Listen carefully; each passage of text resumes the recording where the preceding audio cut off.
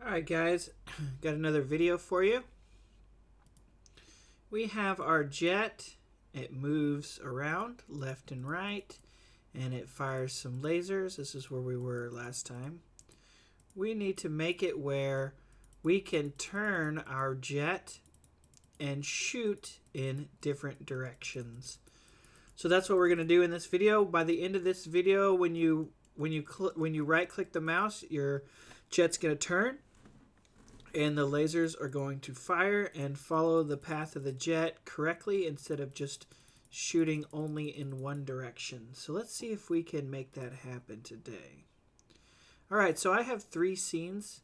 I have test zone. I don't know if we're going to be working on that one just yet, but we definitely need our green laser scene open, and we definitely need our jet scene. So I've got 3 open. We'll see how many we end up using. Okay, let's start off by taking a look at the script on the green jet here. And let's see if we can give our jet the ability to turn. So that should be pretty straightforward. Right here we have if event is action pressed, left click, then we want to fire the laser. Alright, so I want to use a button that needs to be held down, right? Held, and I don't want to just click and then turn just a little bit. I want to click and hold the mouse. So what I'm going to do is I'm going to come here in physics process delta, and I'm going to add a piece of code here that's going to check to see if we're pressing the right click button. I don't think it'll work properly if we put it in this event part because I don't think it's going to continuously check. So I think it has to work inside of process delta. So let's see if we can make this work. So I'm going to say input dot is action pressed. So that's checking to see if we are pressing a button. And the button we want to check to see if we're pressing is R click for right click. You can choose a different button if you want. I'm going to use R click. Okay, so now it says if we are pressing the right click button, well then we want to adjust something. We want to adjust the rotation. So I'm going to say rotation is plus equal, and I'm going to start off with 1. Now there's a little bit of problem here with writing it like this, and the problem is what am I end of statement expression called? Oh, I must have put the wrong thing. I don't know. Oh, if I forgot the if. If input is action pressed, R click. So there we go. Alright, so now there's a little bit of problem with just adding 1 and not considering delta. So I'll give you guys a brief rundown of what delta is. Delta is the time in between each frame of your game. Some computers run really fast and some computers run slow. If a fast computer runs your game and you do not consider how fast the computer is, then your jet will spin really, really quickly, and it won't be exactly what you intended. And then if someone plays your game on a computer that's really slow and you don't consider delta, then your jet will turn really slow. So we want to consider the time in between each frame. So I'm going to do times delta. So that's going to make it where whether you're using a fast computer or a slow computer, your jet will turn at the same rate as somebody on a fast or slow computer. Now let's give this a shot. So I'm going to check and see if this works. If you don't have the R-click function, you need to go up into the project settings, input map, and look and see, did you create an R-click? And if you did not, then go up to action and create the R-click for yourself. All right, let's give this a shot and see if we can rotate our jet. All right, so now when I hold the right click button, it rotates my jet. But if I fire my lasers, they are still firing upwards, and it looks kind of weird, and it's not working the way that I really want it to. So one thing I'm going to do is I'm going to turn up the speed of that rotate. I'm going to change that to 3. And we could add a variable to make it adjustable, but I'm just going to leave it like that. We're just really working on a problem. So in order for me to show you that the problem is here, we have to be able to rotate our jet to see that our lasers aren't actually following what we're doing, aren't shooting where we think they should. Okay, so we can rotate our jet now. Now we want to make it where our laser is going to actually follow our jet whenever we turn. So right here, this is where we actually fire the laser. We store the muzzle location, we put the laser instance into X, and then we add that to a child of our projectiles. And then right here, we also tell the scene where it needs to go. Where is our muzzle? It basically takes the X scene and puts it on our muzzle location, and then it does its own thing. Now, it's not as simple as just also adjusting the rotation of our missile or our projectile. So let's see what here. So what I'm going to do is I'm just going to say tell X the rotation of us. So right here we're telling the laser the location of our muzzle, and then right here what we're trying to do is tell the laser the rotation of us, so it'll rotate itself with it. If we play this, you're going to see that if we turn, now the laser is turning with us. However, it is not moving in the correct direction. It's still moving upwards instead of also moving with the rotation of the laser. But we have it rotated correctly now. It's just not working as intended just yet. So what we're going to do is we're going to make some changes to our laser. So let's go take a look at our laser. And right here is where we are doing the movement. And what I want to do is I'm going to redo how we are causing this thing to move. And it's not going to be a whole lot, but we're going to adjust this. I'm going to come down here and I'm going to make a brand new function, and I'm going to call this function where am I. So this is the where am I function. And what I want this function to do is I want this function to decide where the projectile is placed and how the projectile is rotated. So this function, or I can just say decides the position, the starting position and rotation. Okay, perfect. Now all we need to do is make this work. So up here it says the ready function, and the ready function, if you'll notice in between these parentheses, there's no information there. It's just blank. So when the ready function runs, it just runs whatever code is in here. But if we look at this function, on hit area entered, it sends the area of what entered that area. So if your laser strikes an asteroid, it will check to see if this area's parent is named asteroid, and if it is, then it runs the next code. So we're going to do something similar to this. We're going to send the function where am I, we're going to send it some extra information that we can use. And we need to send it two things.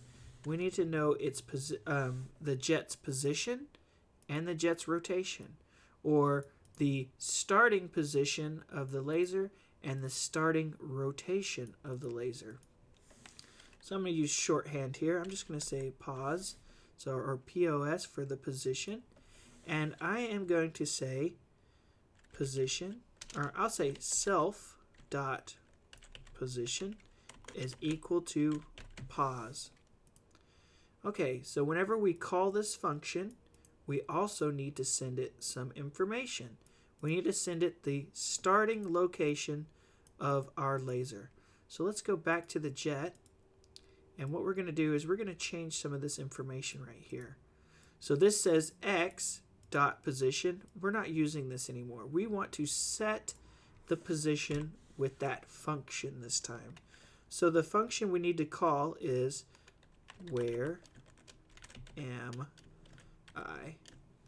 Okay, now we are storing the scene, or we are finding the location of muzzle. We're storing the laser. We're putting it into projectiles under the name X. And then now we say go to X and activate this function, where am I? And inside of this parentheses is where we send it that extra information. Well, the extra information we need to send it is the location of the muzzle, which is stored in muzzle. So I'm going to say muzzle. And this needs to be a capital M. It's got to be the same. All right, let's test this and see, does it still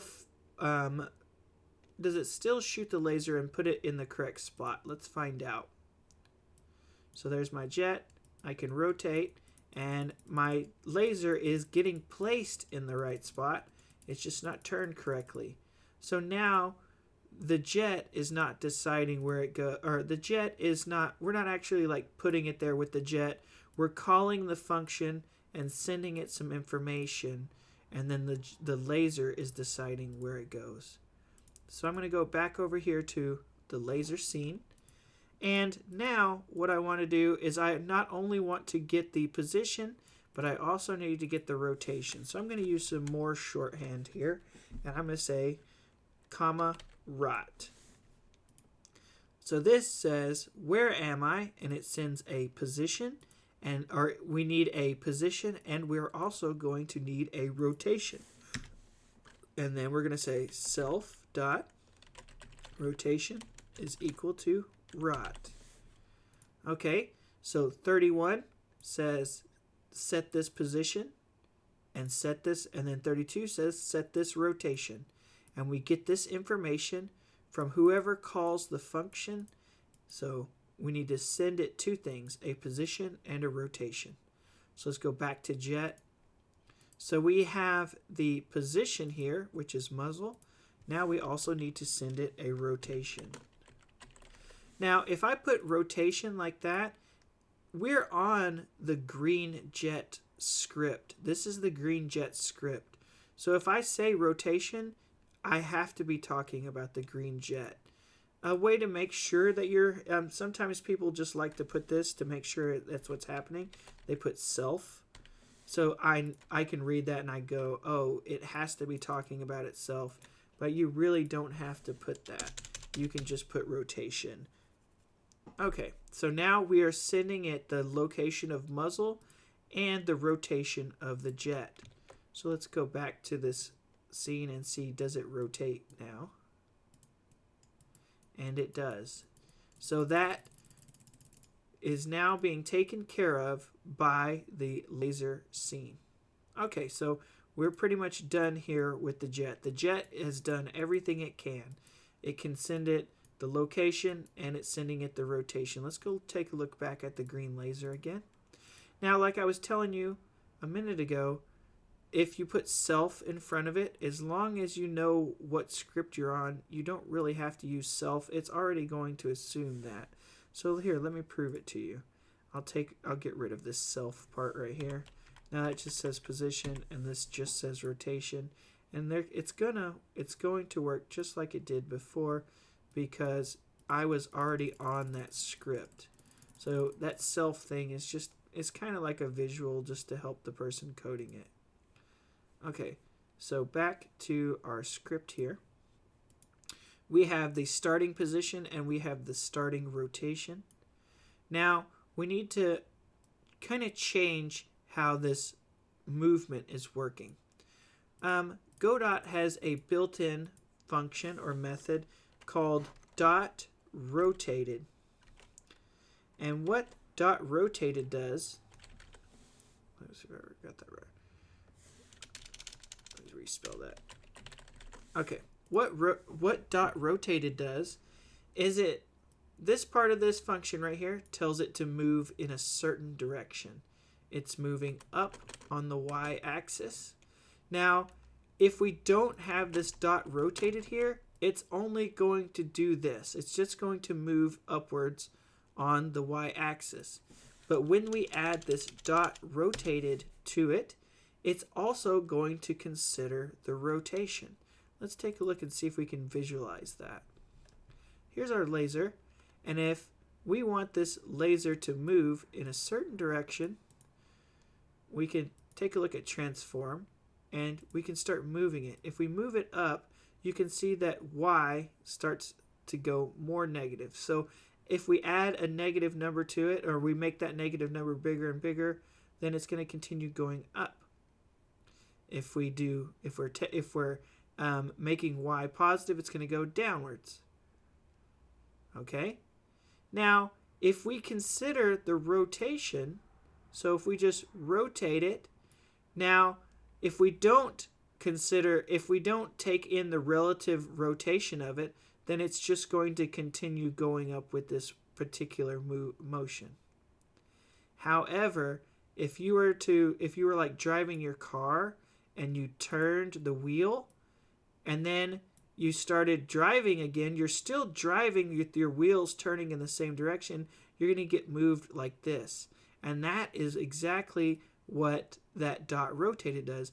It doesn't just operate solely on the position anymore. It's also going to operate on the orientation of your laser. So when it turns, then it's going to consider that you turned, and forward is still going to be in this general direction. So if I rotate it like this, forward is now at this angle right here. All right, so let's go take a look at this. And so now when we run this, if the laser gets rotated, it's also going to move in a different direction. Let's go ahead and run our script and see if that is what happens. And indeed, that is what happens. Now, what I can do to show you how I got that and how I figured that out, or how you could verify that, you can come back to this part of your code, and there's a really cool feature in Godot where if you hold the control button and you left click on this, it's going to take you to the documents or the help stuff for this, and it says rotated, and it gives you some information about how it works. And it says returns the vector rotated by pi radians. See this. And there's lots of other places you can look to learn about it. That description wasn't really super helpful, but a lot of times I'll come to this thing and I'll try to read and see if I can figure out how it works. You can do the online docs, and you can find a lot of stuff here, and then also just Googling in general will help you. Let's see if that helps any. I want to type dot rotated.